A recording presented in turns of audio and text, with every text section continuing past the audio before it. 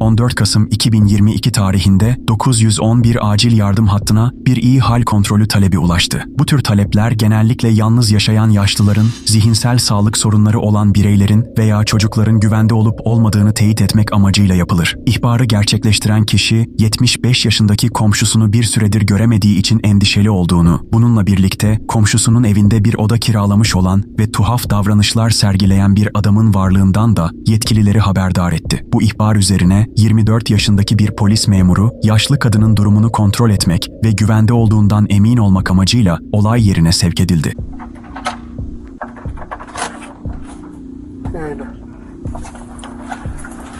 Kapıyı açan kişi 31 yaşındaki kiracıydı. Ancak memurun henüz bilmediği şey, bu kişinin geçmişinde silahlı soygun, hırsızlık ve yasa dışı silah bulundurma gibi birçok suçtan sabıkasının bulunduğuydu.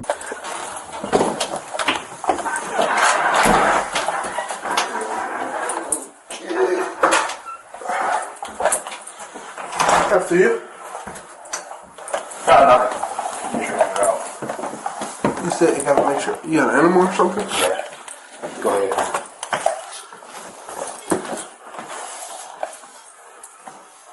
Polis eve girdikten hemen sonra arkasında duran adam gizlice bir fren diski aldı ve polisin peşinden içeri girdi. What, this one? Yeah. Okay.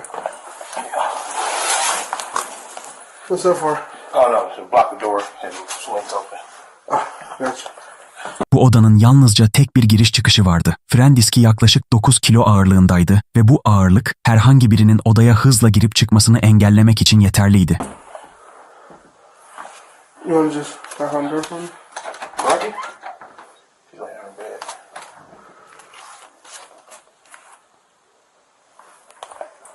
Suspect 426 West. Dorothy! 20 foot. Where's your bed at? Yeah. Kiracı, polis memurunu evin içindeki başka bir odaya yönlendirmeye çalıştı. Ancak polis bir tuhaflık sezerek dikkatli davrandı ve daha fazla ilerlemekten vazgeçti.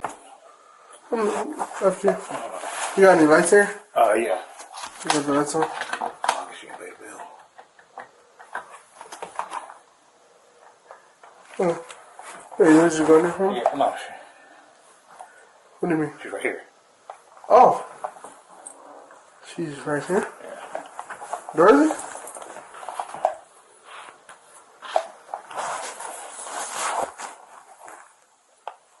Is she sleeping? Yes. Okay. How long has she been sleeping for? Like since 6. What's the bag for? She wets the bed. She wets the bed. Why you gotta cover it like that? Because of your rain, well, I open the window and stuff. Okay, you pull the cover back for me? Dorothy? Why is she covered up like that, her face? She's sleeping. Alright, just step back for me. Is it Dorothy? Miss Dorothy? Dorothy? Why don't you got flowers and stuff around her like that? Okay, step back. Step back. Okay, she's dead, sir. What do you mean she's dead? She's dead. I was going to call her relatives in the morning. Okay. Put your hands up. The phone's in the room. Put your hands up. Alright. Turn around. Put your hands behind your back. 5446. Y'all give another squad to my location. I'm the supervisor. Put your hands behind your back. 10-4, this is Elsie. You don't got any weapons or anything, like that. See? Turn around. Don't even look at me. Hands behind your back. You're looking at me. Don't do that. Why you look? No, you're not gonna get shot, but you looking at me like that is kind of making me nervous. Okay, I'll put you. 10-4, then 234 North Stop looking at me. Polisi'nin on lower. I apologize. Don't do that. I'm telling you. Stop looking at me. You're gonna get tased. You hear me? Okay. Just letting you know. Okay. Don't do that. Alright? I got a taser right now. Okay. Just letting you know. Okay. Alright? Okay. Please, Alright. you shoot me in the face. No. Please shoot me in the face. No. Her relatives. Call her relatives. Call the relatives, please. Tap tap you. Don't. Please. Make that other squad 1017, please. Please shoot me. Thanks. 45372, could you also respond to 2348 North Booth in the lower 1017, 5372? Please shoot me. Thanks. No. Good work. Don't move. Just don't move. Put your hands up. 60, Because you're doing too much moving and you're making me nervous. Upward 60, sequel for that. Shoot me fast. No. Just don't move. Sequel. Sequel.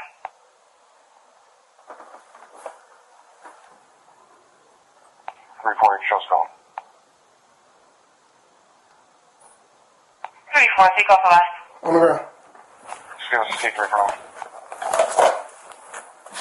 Sequel. On the ground. On the ground. On your stomach. Just shoot me. No. On your stomach. Please shoot me. Sir, on your You stomach. gotta shoot me. Okay. You're doing too much. Okay, don't take it. Don't take it. No, you're going to get to this. Okay, I'm down. I'm down. I'm down. Put your hands behind your back. Now. Hands behind your back. Behind your back.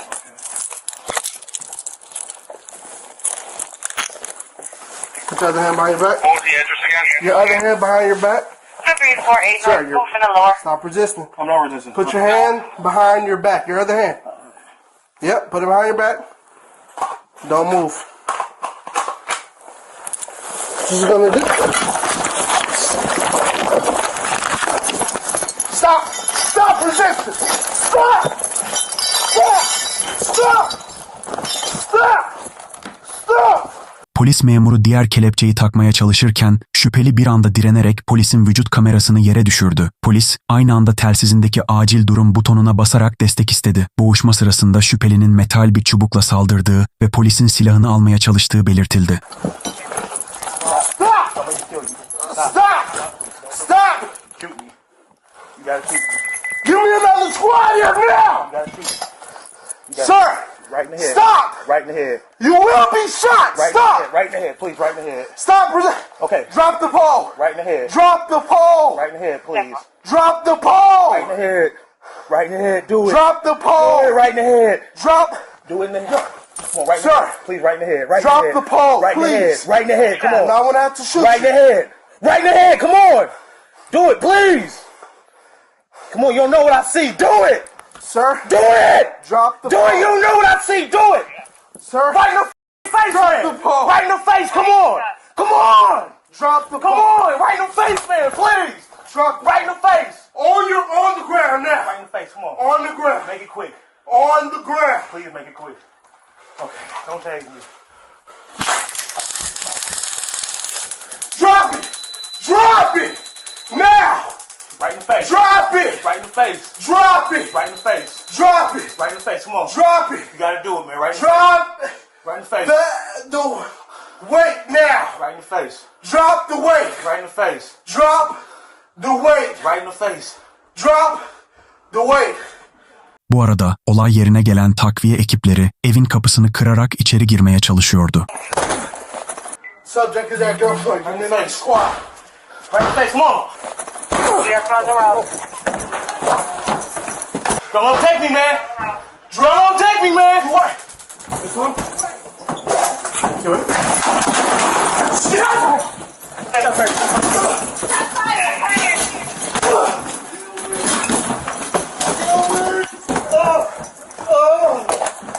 Full strap. Give me your hand! Give me your hand!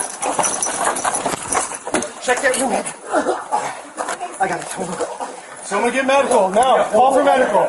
Şok tabancasıyla yapılan müdahaleye rağmen şüpheli elindeki fren diskini polise doğru fırlattı. Bunun üzerine polis ateş ederek karşılık verdi. Takviye ekipler hızla içeri girerek şüpheliyi etkisiz hale getirdi ve kelepçeledi. Ardından hastaneye kaldırılan şüpheli tedavi altına alındı ve kısa bir süre sonra taburcu edildi. Şüphelinin fırlattığı fren diski ise polis memurunun yüzünü teğet geçerek hafif sıyrıklara neden oldu. Memur kısa sürede tedavi edilirken diskin duvara isabet ederek yarattığı hasar ise bu fotoğrafta açıkça görülebiliyor. 4 yıldır görev görev yapan polis memuru, olayın ardından standart bir prosedür olarak idari izne ayrıldı ve hakkında soruşturma başlatıldı. Eyalet yasaları gereği bir polis memuru ateşli silah kullandığında eyleminin meşru olup olmadığının araştırılması süresince geçici olarak idari izne ayrılır. Bu, cezai bir yaptırım olmayıp bu süre zarfında memurun maaşı ödenmeye devam eder. Yaklaşık 3 hafta sonra bölge savcılığı polis memurunun ateş açmasının meşru olduğuna karar verdi ve görevine geri dönmesine onay verdi. Diğer yandan otopsi sonucunda 75 yaşındaki ev sahibinin akciğer kanserinden vefat ettiği belirlendi. Yaşlı kadının ölümüyle kiracısı arasında bir bağlantı bulunamadı. Ancak polise direnmek, görevli memura saldırmak ve başka bir olaya ilişkin kefalet şartlarını ihlal etmek gibi çeşitli suçlamalarla karşılaştı. Ancak mahkeme eylemlerinin sonuçlarını tam olarak anlayacak durumda olmadığına ve tedavi görmesi gerektiğine karar verdi. Bu kararın ardından Şubat 2024 tarihinde savcılık hakkındaki tüm suçlamaları düşürdü. Ancak bir sonraki ay akıl sağlığının yerinde olduğu ve cezai ehliyetinin bulunduğu gerekçesiyle savcılık aynı olayla ilgili olarak yeni suçlamalarda bulundu. Bu kez suçlamalar bir polis memurunun silahını almaya teşebbüs, polise direnme ve görevini engelleme ile kefalet şartlarını ihlal etmek olarak sıralandı. Bu dava halen devam etmektedir.